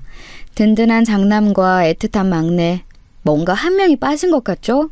예, 제가 빠졌습니다. 첫째는 첫 번째이고 막내는 막내인데 둘째는 이름 따라서 뭐든 두 번째라는 표현이 있더라고요. 제가 인터넷에서 그 표현을 접했을 때 무릎을 탁 쳤어요. 누가 제 입장을 그대로 적어놓은 것만 같았습니다. 저는 존재감이 이도저도 아닌 자식이었던 것 같아요. 자기 몫이나 그저 잘 해내고 형 말에 거역 안 하고 동생만 잘 돌보면 충분한 자식이었죠. 저는 유약하고 소심해서 학교 생활에 어려움을 겪은 여동생을 보필하는 호위기사처럼 그렇게 지냈었어요. 부모님의 신신당부가 있었기에 여동생을 지키는 오빠로 살아왔죠. 인정받는 첫째와 사랑받는 아내, 그 사이에 애매한 저는 성인이 되고 나이가 더 먹어도 그 위치를 벗어나지 못했습니다. 그러다가 제가 소위 초대박을 터뜨리게 되었어요. 길고 짧은 건 대봐야 안다고 하던가요? 설마 제가 나이 먹어서 결혼 자리 하나를 끝내주게 찾아갈 줄은 저도 몰랐습니다. 저는 아내를 소개로 만나게 되었어요. 작정하고서 만난 건 절대로 아니었고요. 그냥 지인 모임이었습니다. 아내는 저보다 4살 연상의 여자였으며 미국에서 살다가 한국에 들어왔다고 그랬어요. 철없었을 때 그저 치기 어린 마음으로 일찍 결혼했다가 어쩌다 보니 부부가 서로 안 맞아서 이혼을 하게 되었네요. 중학생인 아들은 미국에서 전 남편이 키우고 있고요. 그런데 전 남편이 작년에 재혼을 했어요. 아무렇지 않은 줄 알았는데 재혼 소식을 들은 이후로 시간이 지날수록 제 마음이 공허해지고 자꾸만 슬픔 속에 가라앉네요. 기분 전환이라도 될까 싶어서 낯선 모임에 참여하고 싶었어요. 차분한 말투만 보자면 전혀 그런 이야기를 하는 것 같지가 않았어요. 저는 홀린 듯이 아내를 쳐다봤다가 말의 내용을 곱씹어 보고 나서야 아, 그랬구나 싶었습니다. 어딘가 분위기가 착 가라앉아 있는 사람이라고 느꼈었는데 이혼이라든지 아이를 전 남편이 키우는 것이라든지 이런 때문에 울적한 게 틀림없었어요. 다 이유가 있었던 것이지요. 중학생 아들이 있는 이혼녀였지만 저는 아내에게 향하는 제 눈길을 멈출 수가 없었습니다. 고상한 미인이 제 취향이라는 것을 아내를 보고서야 저는 처음 깨달았었네요. 저의 시선을 눈치챈 아내 또한 언제부턴가 모임에서 저를 보며 미소를 지어주기 시작했고 그렇게 연애가 시작되었습니다. 아내가 엄청난 부잣집의 막내딸이라는 것을 알게 된 건 사귀고 난 이후였지요. 저에게 누군가 속물이라고 손가락질을 한다면 할 말 없지만 솔직하게 심정을 털어놓아 보자면 부담스럽기보다는 좋았습니다. 꽤 사는 집 딸처럼 처음부터 보였는데 상상 이상으로 배경이 좋아서 너무 행복했어요. 또한 아내가 제 배경을 신경 안 쓰는 사람이라서 더더욱 행복했고요. 정엽 씨, 나는 상대의 재산이나 학벌이나 인맥이나 이런 걸 보면서 사랑하고 싶지 않아요. 상대가 나와 잘 맞는 사람인지 딱 이것 하나만 보고 사랑하고 싶어요. 내 인생에서 2번의 실패를 겪고 싶지는 않거든요. 아내가 그렇게 말해주었을 때 만세 삼창이라도 하고 싶었어요. 저는 아내를 공주님 모시듯 극진하게 대해주었고 결국은 결혼까지 꼴이 날 수 있었습니다. 의외이자 놀라웠던 것은 처가의 태도였어요. 저를 무척 반겨주었거든요. 우리 세연이가 이렇게 자기 힘으로 인연을 새로 찾아오다니. 우리 기특한 막내가 결혼하고 싶다는데 당연히 들어줘야지. 내가 찬성하고 반대하고 자시고 의견을 얹을 것도 없어. 우리 막내딸 세연이가 결혼하고 싶다 하면 무조건 하는 거야. 이봐 자네, 앞으로 내 딸을 잘 부탁하네. 우리 막내 세연이 겉으로는 제법 강인해 보여도 속은 여린 아이야. 상처도 많고 서툰 면도 많으니까 앞으로 자네가 든든하게 받쳐주는 기둥이 되어준다면 바랄 게 없어. 박서방이라고 바로 불러도 되지? 내가 저번에 봤을 때도 참 인상이 좋아 보여서 둘이 얼른 결실을 맺었으면 좋겠다고 생각을 했었는데 이렇게 좋은 소식을 듣게 되다니 너무 반가워. 사위사랑은 작무라는 말처럼 내가 앞으로 우리 박서방한테 신경 많이 써주고 잘할 테니까 아무 걱정하지 말어. 아니지. 나라는 존재가 우리 박서방한테 부담이 될 수도 있으니까 한 발짝 멀리 떨어져서 응원만 해주는 것도 좋겠어. 우리 박서방 생각은 어때? 결혼하고 싶다고 인사를 드리러 갔을 때 장인어른과 장모님 모두 저를 너무 환대해 주셔서 제정신이 쏙 빠질 정도였습니다. 처가는 무려 한남동에 위치한 단독주택이었는데 가히 대저택이라고 칭해도 될 법했습니다. 당시에는 이제 성북동과 연희동 쪽의 전통적인 회장님 댁 동네에 이어서 한남동이 각광을 크게 받기 시작하던 때였죠. 유명 연예인들도 앞다퉈서 한남동으로 거주지를 옮기고 있었고요. 그런 좋은 부촌에서도 대저택을 소유한 엄청난 처가에 와서 제가 환대를 받고 있다는 것이 이게 꿈인가 생시인가 싶었습니다. 아내를 만나고 나서부터는 비현실적인 순간들의 연속이었으나 결혼 인사를 드리러 갔던 그날처럼 꿈을 꾸는 것 마냥 실감이 안 났던 순간은 처음이었네요. 밥이 코로 들어가는지 입으로 들어가는지도 몰랐어요. 어마어마한 집을 구경해볼 엄두도 못 냈고요. 그저 제가 이런 부잣집의 막내딸과의 결혼을 흔쾌히 허락받았다는 엄청난 일을 해냈다는 생각에 압도당해서 아무것도 못했습니다. 간신히 예의만 차려서 인사를 하고 나올 수 있었네요. 제 자취방에 오고 나서야 정신이 들었고 얼른 집에다 이 소식을 알렸습니다. 그러자 제 연락을 기다리고 있던 가족들이 다 뒤집어졌죠. 무탈하게 허락을 받아냈다고? 이야, 세상에. 우리 집안에도 이런 경사가 일어나는구나. 이게 말이 되는 일인가 싶다. 내가 죽기 전에 이런 일을 다 겪네. 내 아들이 그런 어마어마한 집안의 사위가 되다니. 아우, 정여봐, 네가 해냈구나. 장하다, 우리 아들. 이제 와서 하는 소리지만 내가 너 낳을 때의 느낌이 마치 복되지는 않는 것 같았단다. 혹시나 거기 양친께서 너를 갑자기 반대하시는 일이 벌어지면 어쩌나 싶었는데 이렇게 상황이 다 매끄럽게 흘러가다니. 복받았다. 너도 복받았고 우리 집안도 복받았다. 내가 아니라 내 남동생이 우리 집안을 일으키네. 이 자식. 멋지다. 너한테 이렇게 엄청난 결혼복을 물어주려고 내가 결혼을 안 했나 보다. 내 몫까지 네가 끝내주게 살아봐라. 아버지, 어머니, 형이 차례로 흥분한 채 감상을 쏟아냈는데 한 사람만은 조용했습니다. 제 여동생 말이에요. 제가 결혼한다는 게 싫은 건지 서운한 건지 왜 반응이 없을까 싶어서 기분이 이상했던 저는 이튿날 여동생에게 따로 연락을 했습니다. 그랬더니 머뭇거리다가 저에게 이런 말을 해주더라고요. 오빠, 좋은 분위기에 내가 찬물을 끼얹는 것 같아서 이런 거 안 물어보려고 했는데 보통 부부가 이혼을 하면 아이는 엄마 쪽이 키우지 않아? 그런데 오빠하고 결혼한다는 그분은 독특한 경우인 것 같아서 좀 이상하네. 아, 그게 마음에 걸렸구나. 진짜 물어보지 그랬어. 그럼 내가 알려줬을 텐데. 세연 씨는 한국 생활이 너무 그리워서 귀국을 하고 싶었는데 아이는 반대로 미국에서 계속 살고 싶어 했대. 그래서 어쩔 수 없이 그렇게 된 거야. 그렇다고 해도 어린 아들을 두고 엄마 쪽의 양육권을 포기한 게 조금 낯선 그림인 것 같아. 그리고 오빠, 세상에 이유 없는 호의는 없다고 하잖아. 그런데 너무나도 오빠에게 호의적인 그 집안분들이 나는 또 마음에 걸려. 아무리 재혼이라도 그렇지 아직 나이가 젊은 막내딸의 결혼 문제를 이렇게 그냥 넘겨버린다고? 오빠가 기울어도 너무 많이 조건이 기우는 결혼인데 그런 집안을 만날 확률이 얼마나 될까? 그게 무슨 소리야, 정선아? 네가 지금 무슨 생각을 하고 있길래 그래? 혹시 그 집안에 무슨 꿍꿍이라든지 오빠가 모르는 숨겨진 비밀이 있다든지 뭐 그런 게 아닐까? 그럴 확률이 더 높지 않을까? 아무리 조건이나 대가도 없이 오빠를 잘 알지도 못하면서 돌꼭 사위를 맞이하겠다면서 쌍수 들고 환영한다는 게 솔직히 암만 해도 믿기지가 않아. 보통 부잣집도 아니면서 이렇게 허술한 사람들이라는 건 말이 안 돼. 오빠는 무슨 의심 같은 거 전혀 안 들어? 여동생은 그때 분명히 걱정에 가득한 목소리를 내고 있었어요. 제 걱정을 하는 거였지요. 하지만 저는 그만 울컥 화가 나고 말았습니다. 제 평생을 저보다 여동생을 위하며 살아왔다고 자부할 수 있는 저였어요.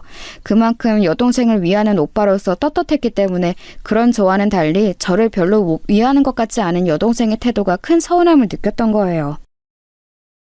야, 박정선. 네가 정말로 나를 실망시키는구나. 내가 잘 된다는 게 너에게는 그렇게나 배가 아플 일이야? 네 뒤치다거리나 하던 집안에서 명실상부 찬밥 1호였던 내가 어마어마한 부잣집에 장가든다니까 못마땅해서 미치겠어? 오빠, 무슨 말을 그렇게 해? 내가 왜 오빠의 결혼에 배가 아프고 못마땅함을 느끼겠어? 오빠가 지금 오해하는 거야. 나는 진짜로 걱정돼서 말을 해준 것뿐인데 오빠가 이렇게 나올까봐 애써 말을 안 하려고 했었어.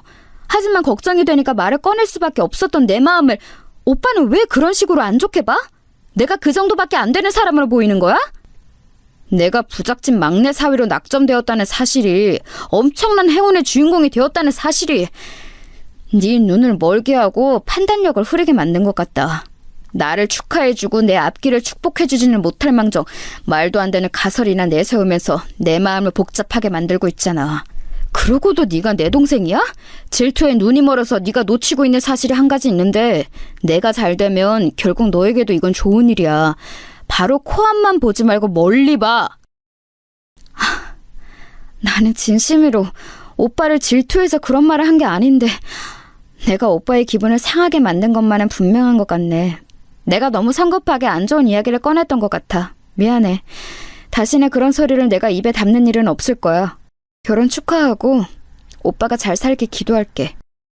여동생이 풀이 죽어서 사과를 하자 저는 솔직히 마음이 편하지 않았어요. 저를 얼마나 우습게 봤으면 제 결혼 소식에 그런 초치는 말이나 하는 건가 싶어서 괘씸하기도 했지만 제가 평생을 위해온 여동생이었기에 풀이 죽은 모습을 하는 게 심란하기도 했죠. 어쨌거나 그건 결혼 전에 작은 소란일 뿐이었고 저는 무사히 결혼해서 아내와 부부가 되었습니다. 그리고 엄청난 곳에서 신혼생활을 시작하게 되었죠. 아내의 본가에서 살게 된 거예요. 한남동의 저택 말입니다. 장인어른과 장모님께서는 이제 부산 쪽에 마련해 놓은 고즈넉한 전원주택에 내려가 사시겠다며 하시며 살림살이를 빼셨어요. 저희 부부에게 그 집을 내어주신 거예요. 제가 생각하기로는 장인어른과 장모님뿐만 아니라 다른 온 가족이 같이 살아도 될 만큼 큰 집이었는데 달랑 둘이서 살게 된다니 믿어지지가 않았습니다. 장인어른과 장모님이 나가시던 날이었는데 배웅을 하려고 서 있던 저에게 장모님이 갑자기 망설이는 얼굴로 다가오시더니 이렇게 말씀을 하셨어요. 우리 막내딸 세연이가 가끔은 좀 예민하게 굴어. 금세 몸이 피곤해지는 스타일이거든. 에너지가 적어서 그런 거니까 우리 박서방은 그런 줄 알고 이해를 잘 해줬으면 좋겠어. 네, 알겠습니다. 걱정하지 마세요. 제가 앞으로 잘하겠습니다. 저는 거침없이 약속을 드렸지요. 한동안은 아내와 함께 저희 취향으로 집의 곳곳을 새로 꾸미고 그러느라 정신이 없었고 너무 즐거웠어요. 그런데 2달 정도가 지나자 금세 보이기 시작한 건 아내가 까다롭다는 점이었습니다. 집에 일하러 오시는 분이 한 분 계셨는데 아내는 그분이 청소를 하지 않는다고 주장했어요. 그러나 집은 깨끗했거든요. 그럼에도 아내는 그분이 아무런 일을 하지 않는다며 기어이 자르고 말았습니다. 제가 입는 옷에 대해서도 지적을 해댔어요. 옷에 그 주름들은 뭐야? 어깨 부분이 지저분해 보이잖아. 왜 후줄근하게 입어? 우리 결혼 전에는 안 그랬잖아. 내가 너무 편해진 거야? 아니야, 절대 그런 건 아니고 집에서 입는 옷이니까 어쩔 수 없이 조금 구겨진 건데 보기 싫으면 갈아입을게. 그러면 보통 갈아입으라는 말까지는 안 하잖아요. 하지만 아내는 저보고 당장 갈아입으라고 했습니다. 저보고 난닝구나 메리아스라는 말도 쓰지 말라고 했고 사각 속옷도 입지 말라고 그랬어요. 아침마다 언젠가부터는 몸무게를 재라고도 시키더군요. 별것 아닌 것 같았지만 저는 왠지 점점 숨이 막혀왔어요. 아내는 밥을 먹다가 아주 작은 날파리가 밥상 위를 지나가는 것을 보자 비명을 지르면서 싱크대로 수저와 젓가락을 집어던지기도 했습니다. 화가 나서 미치겠다며 밥을 더 먹지도 않았어요. 이런 아내의 기행은 나열하자면 끝도 없었는데 그 중에서 제일은 밤에 일어났어요. 처음에는 몰랐는데 새벽 2시가 되기 직전이면 아내는 꼭 일어나서 어딘가로 향했습니다. 그냥 조용히 가면 제가 영영 몰랐을지도 모르겠어요. 하지만 귓가에 히히 웃는 소리가 들려서 문득 알게 됐던 거예요. 아내가 소름 끼치게 웃는 소리를 내며 방 밖을 나가 향하는 곳. 저는 그곳이 직감적이므로 지하실임을 알았습니다. 아내가 개인 자물쇠를 달아놓은 곳이었고 저한테는 얼씬도 못하게 한 곳이었어요. 결혼한 이후로 하도 신경을 써서 저는 살이 3달 만에 6kg나 빠진 상태였는데 밤마다 아내의 소름 끼치는 기행도 이어지자 미칠 지경이 되었습니다. 그런데 아내가 새벽에 나가면서 침실 문을 꽉 닫는 게 문제였어요. 그 문은 오래되고 살짝 문제가 있어서 꽉 닫혀있는 상태에서 열면 소리가 크게 났거든요. 조용한 새벽에는 그게 울려 퍼질 게 분명했습니다. 몰래 지하실을 확인하고 싶기는 하고 따라갔다가는 들킬 것 같고 고심하던 저는 여동생에게 도움을 청했죠. 처음부터 제 결혼에 의구심을 품었던 여동생이라면 왠지 그럴싸한 의견을 줄 것 같았어요. 민망함을 무릅쓰고 연락을 했고 제 이야기를 다 들은 여동생은 우선 깜짝 놀라더니 조언을 주었습니다. 침실에서 몰래 나가는 게 어려우면 다른 공간에서 잠을 자는 걸로 하라는 것이었어요. 침실 근처의 다른 방에서 자다가 아내가 일어나 지하실로 가는 기척에 들려오면 그때 살며시 나가서 뒤를 밟는다는 계획이었습니다. 간이 서재를 쓰고 있는 방이 안성맞춤이기는 한데 몰래 나가서 지하실까지 가보는 건 가능하겠지만 그러다가 들키면 어떡하지? 나를 발견할 가능성도 무시 못해. 그때는 그냥 자다가 목이 말라서 나왔다고 할까? 그런 식으로 아무렇지 않게 둘러대면 되지. 자다가 깨서 침실로 가봤는데 당신이 침대에 없길래 대체 어디 갔나 싶어서 찾아다닌 거라고 둘러대. 그 핑계라면 자연스러워서 의심을 안 받을 것 같아. 고맙다 정선아. 내 와이프가 제발 그 지하실에서 아무것도 안 하고 있기를 바란다. 그냥 혼자 새벽에 거기서 만화를 그린다든지 숨겨놓은 비싼 간식을 먹는다든지 그런 거였으면 좋겠어. 저는 간절하게 희망했습니다. 정말 만약에 아내가 이상한 짓이라도 그곳에서 하고 있는 것이라면 그걸 알게 된 이후에 제가 어떻게 반응하고 행동해야 할지 조금도 알지 못했기 때문입니다. 작전 개시를 하기로 한 날 저는 침실과 한 복도를 쓰는 간이서재에서 잠을 청했습니다.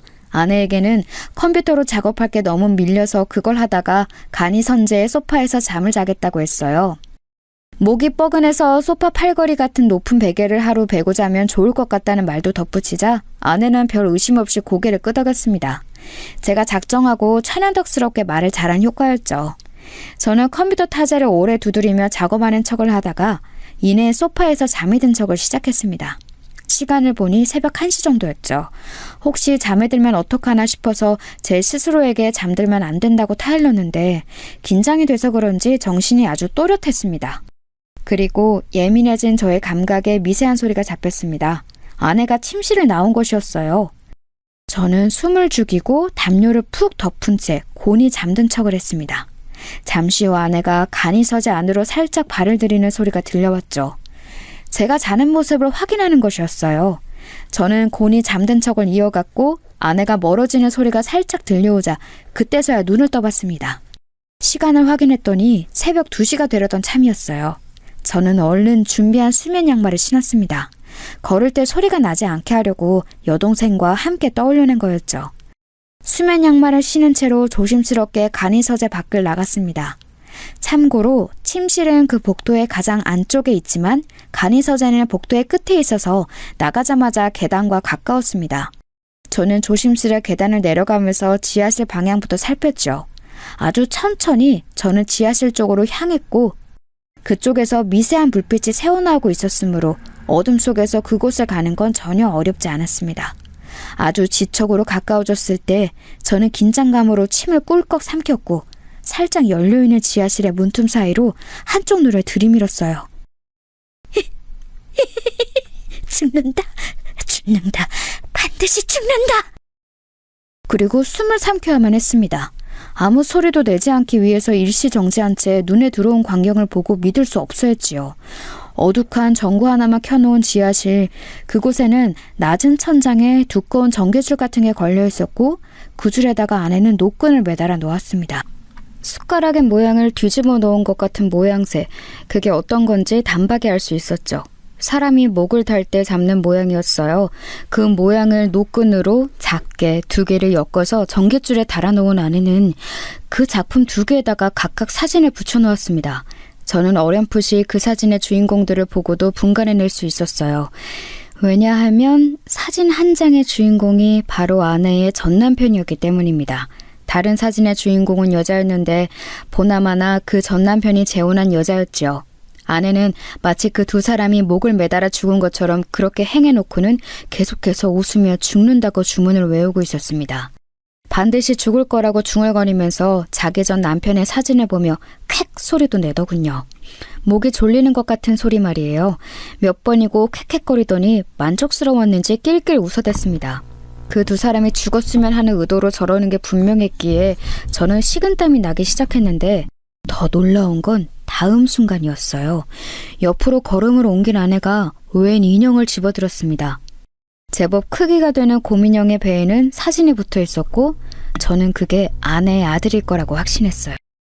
아내는 곰인형을 품에 꼭 안으면서 웃었습니다. 우리 애기 잘 자. 엄마가 자장가 불러줄게. 뭐 불러줄까? 어떤 게 좋아? 응? 그 모습을 보자마자 소름이 쫙 돋았어요. 대체 이 상황이 다 뭔가 싶어서 정신이 아득해질 때였습니다. 곰인형을 내려놓은 아내가 갑자기 벽으로 가더니 자기 이마를 대고서 가만히 섰습니다. 잠옷 차림에 머리를 길게 풀어헤친 아내가 뒷모습을 보이며 벽에 이마를 박은 채 서서는 몸을 좌우로 흔들흔들 움직이던 모습, 저는 아마 죽을 때까지 잊지 못할 거예요. 아주 작게 콧노래를 부르면서 몸을 계속 좌우로 흔들더군요. 그러더니 중간중간에 죽는다, 반드시 죽는다 이런 소리를 해댔습니다. 저는 숨소리가 새어나갈까봐 입을 꽉 다문 채로 한 걸음 뒤로 물러났어요. 전신이 오싹오싹한 게 소름이 가시질 않고 있었지만 지금 당장 힘을 내서 방으로 돌아가야만 했습니다. 아무 소리도 내지 않고 계단을 올라가는 동안 울고 싶을 지경이었어요.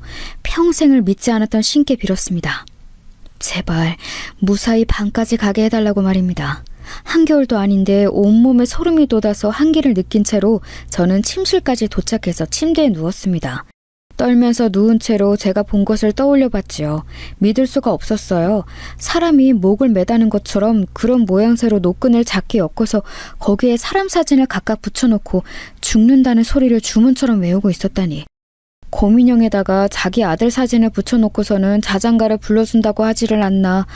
아니 솔직히 그것들보다는 벽에 이마를 대고 가만히 서 있다가 몸을 좌우로 흔들어댔던 것이 가장 무서웠습니다. 제 아내라는 사람이 그런 사람이라니 소름이 돋았어요. 그리고 바로 그때였습니다. 아내가 방으로 돌아왔어요. 저는 그 소리를 듣자마자 최선을 다해서 자는 척을 시작했죠. 이윽고 아내가 천천히 걸음을 옮기더니 침대의 왼편으로 와서 저를 빤히 내려다보는 게 느껴졌습니다. 와, 미칠 것만 같았어요. 그러더니 이런 중얼거림이 들려왔죠. 어라? 여기에 있었네? 그때 아차 싶었습니다. 저는 간이 서재에서 자고 있었으니 아내는 자기가 지하실에서 기행을 벌이고 온 다음에 갑자기 제가 침실에 있는 것이 뭔가 이상하게 느껴진 모양이었죠. 간이 서재로 들어갔어야 했는데 하도 정신이 없어서 침실로 와버린 제가 바보 같았습니다. 이미 벌어진 일, 최선을 다해서 가만히 있는 수밖에 없었어요. 필사적으로 자는 척을 하고 있는 저에게 아내가 말했습니다. 야, 너 지금 안 자고 있지? 저는 소름이 돋아난 채로 가만히 있었고 아내는 또 히히 웃었어요. 저는 신께 빌면서 속눈썹 하나 까딱이지 않으려고 노력했습니다. 저는 제법 건장한 남자였고 아내는 제가 마음먹으면 제압할 수 있는 상대였는데 그럼에도 엄두가 안 났어요. 근본적으로 아내가 기이하게 비정상인 상태임을 알아차리자 맞설 대상으로 느껴지지도 않았습니다. 제가 용을 쓰며 자는 척을 이어가고 있을 때 아내가 저에게 얼굴을 가까이 대왔어요. 그러더니 자기 손가락으로 제 목의 옆쪽을 더듬거렸습니다. 잠깐만, 거기는 맥이 강하게 뛰는 곳인데 설마 그걸로 내가 자는지 안 자는지 확인하려는 거 아니야? 그걸 바로 알아차린 저는 그 즉시 몸을 움직였어요. 뒤척이면서 소리를 냈고 손으로 목을 긁으며 입맛을 다시는 행동을 했습니다. 최대한 자연스럽게 했죠. 예전에 여동생이 그랬었어요. 저는 자다가 무슨 소리가 들리며 꼭 뒤척이면서 입맛을 다시고 몸을 한번 긁는다고요. 아마 그 습관이 계속 이어져 왔을 거라고 믿었습니다. 그래서 기지를 발휘한 것인데 아내는 제가 잔다고 생각했는지 바로 걸음을 옮기더군요.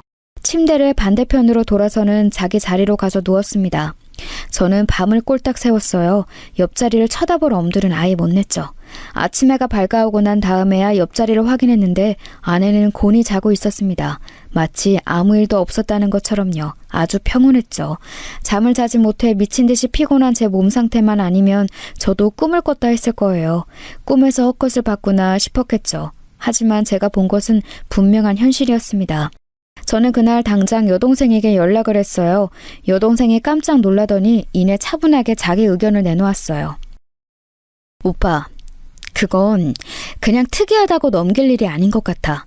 보통의 일반 사람들이라면 그런 짓 절대 안 해.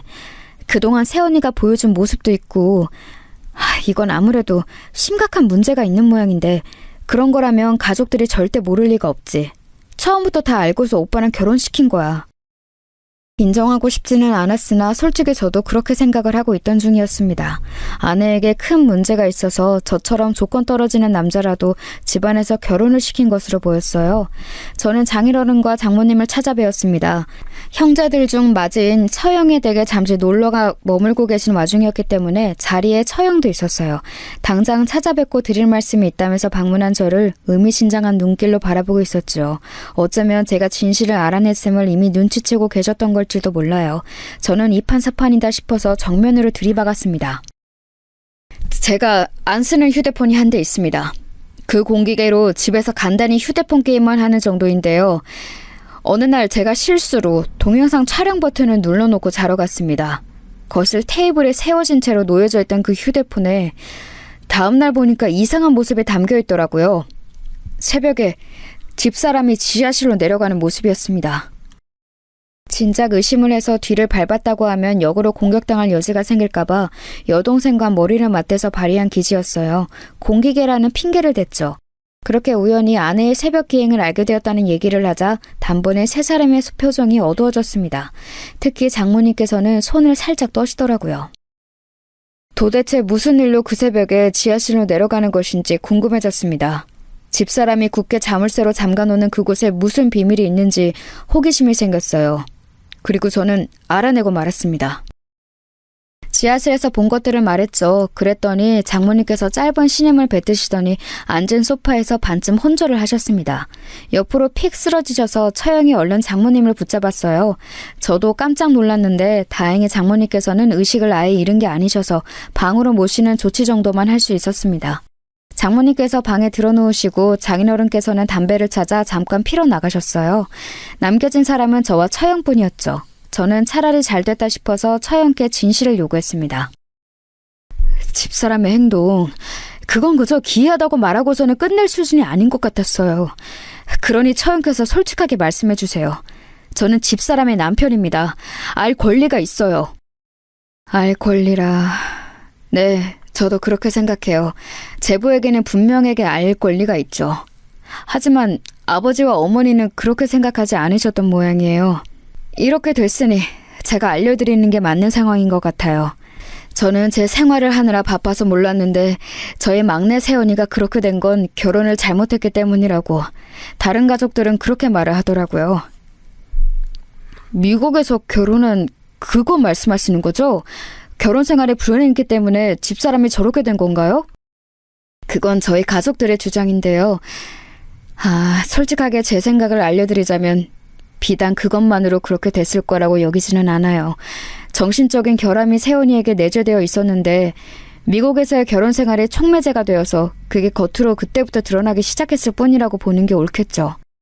세연이는 자기 아이를 낳고 나서부터 특히 서서히 이상해지기 시작했는데 사람이 너무 예민하고 강박적이고 그러면서도 많은 일들을 깜빡한다거나 무심하게 행동하는 면모를 동시에 지닌 사람이 되었어요. 제 조카가 초등학교에 들어간 이후부터는 그게 심해졌죠. 그래서 이혼까지 하게 되었던 거예요. 세연이의 상태가 좋지 않았고 하루하루 다르게 커가는 자기 아이의 성장을 받아들이지 않으며 항상 아기 취급을 해댔기 때문에 그런 모습들 때문에 양육권도 빼앗겼습니다. 그래서 조카도 세연이를 보고 싶어 하지 않아요. 자기 엄마를 무서워하거든요. 아내의 비밀이 드디어 드러나는 순간이었습니다. 제 여동생이 처음에 했던 짐작처럼 미성년자인 자식의 양육권을 아빠 쪽이 가져간 것에는 보통이 아닌 이유가 있었던 거예요. 저는 이야기를 들으면서 한 가지 단어를 머릿속에 고정하고 있었어요. 그건 바로 정신병이었습니다. 이 모든 것은 결국 제 아내가 정신병을 앓고 있는 환자라는 소리였으니까요. 아내의 가족으로부터 이렇게 확인 사살을 받으니 허탈하고도 절망적이었습니다. 저는 전혀 몰랐습니다. 집사람이 워낙 저와는 다른 환경에서 나고 자라온 아예 다른 세계의 인물이나 다름없다 보니 부잣집 자식은 그냥 뭔가 다른 거구나 싶었어요. 이상하다는 생각을 하진 못했습니다. 그런데 점차 이건 정상이 아니다라는 생각을 하게 되었던 것이죠. 처형은 물론이고 장인어른, 장모님 그리고 다른 분들까지 전부 집사람의 상태를 알고 있었군요. 너무나도 잘 알면서 저에게는 아무런 언질도 주시지 않고 결혼을 시키신 거였네요. 제보한테는 미안하게 생각해요. 하지만 작정하고 속이려는 의도까지는 아니었어요. 그냥 말을 안 해도 되지 않을까 싶어서 말을 안 한 거였죠. 특히 저희 아버지하고 어머니가 세연이를 얼른 재혼시키고 싶어 하셨거든요. 그래서 어쩔 수 없었습니다. 세연이가 새 출발을 하면 다 괜찮아질 거라고 두 분은 그렇게 믿으셨어요. 정신 상태가 온전하지 않은데 무턱대고 새 출발이라뇨? 그런다고 정신이 멀쩡해지나요? 병원을 가고 치료를 받아야 차도가 있는 게 병인 것인데 재혼이 답이라고 생각하신 건가요? 세연이는 이혼하고 나서 한국에 들어온 이후부터 상태가 좋아졌어요. 약은 진작에 처방받아 먹고 있었는데 그게 효과가 좋지는 않았거든요. 그런데 한국에 들어오고 나서 약이 잘 받게 된 것인지 어쩐 것인지 상태가 좋아졌고 아주 멀쩡해 보이기까지 했어요. 세연이는 자기 실수로 가정을 잃었다고 생각해서 상실감이 컸어요. 다시 가정을 꾸린다면 자기가 안정감을 되찾을 거라고 했죠. 그때부터 저희 부모님은 세연이가 얼른 재혼하기만을 학수고대하신 것이고요. 이제 이게 다 어떻게 된 일인지 명백히 알게 되었습니다. 아내는 정신병을 앓고 있었고 그래서 제가 아내 같은 부잣집 막내딸과 결혼할 수 있던 거였어요. 그리고 절망적이게도 아내에게 육촌오빠 되시는 분이 정신병원에 계신다는 걸 알게 되었습니다. 혹시 집안 사람들 중에 또 정신적으로 어려운 경우가 있냐고 아주 조심스럽게 처음께 여쭈어 보았고 어렵사리 받아낸 대답이었죠. 그러니까 이건 유전이었던 거예요. 집안 유전에 흐르는 정신적인 문제가 아내에게서 강하게 발현된 것이겠죠. 그렇다는 말은 만약에 우리 부부 사이에서 아이가 생기면 정신병이 이어질 수도 있다는 소리가 되는 거잖아? 이런 엄청난 사실을 이렇게 알게 되다니. 정말 참담했습니다. 엄청난 문제 앞에서 차마 뭐라고 말을 해야 할지 몰라서 한숨만 푹푹 내쉬고 있는데 장인어른께서 돌아오셨어요. 저는 굳은 얼굴로 꾸벅 목례를 보냈죠. 그러자 저와 처형을 번갈아 쳐다보신 장인어른께서는 이미 이야기가 오갔다는 것을 눈치채셨습니다. 결국 다 알게 되었구만. 자네한테는 미안하게 됐다만 우리 막내딸이 그렇다고 해서 어디 일상생활을 못하나? 사회생활을 못해? 그건 아니잖아. 아주 멀쩡해. 이상한 눈으로만 바라보지 않는다면 전혀 이상하지 않아. 이봐 박서방, 나는 우리가 다 잘못되고 막내딸이 혼자 남겨지면 그 녀석을 옆에서 지키고 돌봐줄 사람이 필요해. 그게 자네인 거지. 자네가 평생 뼈 빠지게 돈 벌고 일해봤자 우리 막내딸과 결혼한 것만 하겠나? 절대 아니야. 그러니 이것을 불운이라 여기지 말고 일생일대의 행운으로 여겨주게. 내 부탁함세. 진짜 미칠 것 같았습니다. 살면서 마음이 그렇게 어려운 순간도 없었어요. 장인어른께서 차라리 저를 윽박지르고 고압적으로 나오셨다면 반발심이 들었을 겁니다. 하지만 저에게 엄한 투로 말씀을 하시면서도 장인어른의 표정에는 간절함이 엿보였습니다. 자식을 위하고 사랑하는 부모의 마음에 대고 제가 무엇라고 비난을 할 수가 없었어요. 저는 평생 부모님께 인정과 사랑을 받고 싶었던 집안의 둘째였으므로 부모로부터 이런 커다란 애정을 받는 아내가 그 순간 왠지 부러웠던 것도 같습니다. 저는 아무 말씀도 더 못 드리고 그저 인사만 올린 채로 그 집을 나섰어요. 여동생에게 문자가 많이 와 있어서 걱정할까봐 연락을 미룰 수 없어서 상황을 알려주었지요. 역시나 다들 알고 있었구나. 오빠, 이제 어떻게 할 거야? 이런 걸 비밀로 오빠가 그 집에 무언가를 요구한 것도 아니고 그렇다고 이혼할 거라고 강하게 나간 것도 아니고 아무런 상태도 아니잖아. 맞아, 아무런 상태도 아니야. 변한 것도 없는 것 같아. 내가 지금 네 새언니에게 품고 있는 이 마음이 그렇게 좋은 조건들을 타고났음에도 정신이 아픈 사람에 대한 측은지심인지 아니면 나를 속이고 농락해온 것에 대한 분노인지 나는 그것조차 모르겠다. 어떻게 해야 될지 모르겠어. 일단 지금은 그냥 지내보려고 해. 내가 지금 너무 답답하게구나. 아버지, 어머니 그리고 형한테는 아직 이런 걸 알릴 엄두도 안 나네. 오빠가 무슨 말을 하는 건지 나는 알 것 같아. 나는 오빠가 답답하다고 생각 안 해. 오히려 양심적이고 도의적이라고 생각하는 중이야. 오빠가 편한 대로 해. 나는 입단속 잘하면서 상황이 어떻게 되는지 기다리기만 할게. 제 여동생이라지만 정말 영특하고 진중한 것 같았어요. 여동생이 아니었다면 제가 이렇게 빨리 아내의 비밀을 정확히 밝혀내지는 못했을 거라는 생각이 들었습니다. 참 고마웠고 제가 열심히 키운 보람이 있더라고요. 저는 집에 도착해서 아내를 마주했어요. 아내는 아무렇지 않게 집안일을 하고 있었습니다. 새로 들여온 컵 세트를 정리하고 있더라고요. 분명 아침까지는 세상에서 가장 멀고 무서운 존재가 아니었는데 이제는 무섭지 않았습니다. 온갖 기이한 언행들도 가만히 돌아보니 무섭다기보다는 착잡하게 느껴졌죠. 저는 아내가 아마 차영으로부터 연락을 받았을 거라고 생각했어요. 그럼에도 모르는 척 구는 게 이제는 제 눈에 보였습니다. 여보, 우리 얘기 좀 할까? 나 오늘 장인어른 장모님 처형 다 만나 뵈었어. 그리고 다 들었어. 그러자 선반을 정리하던 아내의 손길이 딱 멈췄어요. 아무 행동도 안 하고 몇 초간을 그러고 있었죠. 그러더니 이내 웃으면서 저를 쳐다봤습니다. 무슨 얘기를 해? 뭘 들었는데? 나 멀쩡해. 나 괜찮아. 그러니까 당신은 신경 쓸 것도 없고 걱정할 것도 없어. 그러니까 제발 나한테는 아무 소리도 하지 마. 나는 아무렇지도 않단 말이야. 당신이 아무 소리 안 하면 아무 일도 없는 거야. 환하게 웃고 있는데 그 눈매가 슬퍼 보였고 입가는 떨리고 있었습니다. 그런 여자를 벼랑 끝으로 몰아가는 치사한 남자가 될 수는 없었어요. 저는 한숨과 함께 그저 고개를 떨구고 말았습니다. 일단은 심적으로 동요한 아내가 진정해질 때까지 기다렸다가 병원 이야기를 함께 나눠보고 약을 먹으면 어떻게 차도가 있는지 증세는 정확히 어떠한지 이런 자세한 정보를 듣는 게 나을 것 같았어요. 그래서 저는 최대한 아내를 아무렇지 않게 대했습니다. 이틀 뒤 장모님께 문자가 왔는데 박서방, 내가 고마워. 이렇게 왔더라고요. 그저 한숨만 나왔지요. 정작 저희 부모님께는 아직 이런 사실을 못 밝혔다는 게 가슴이 답답했습니다.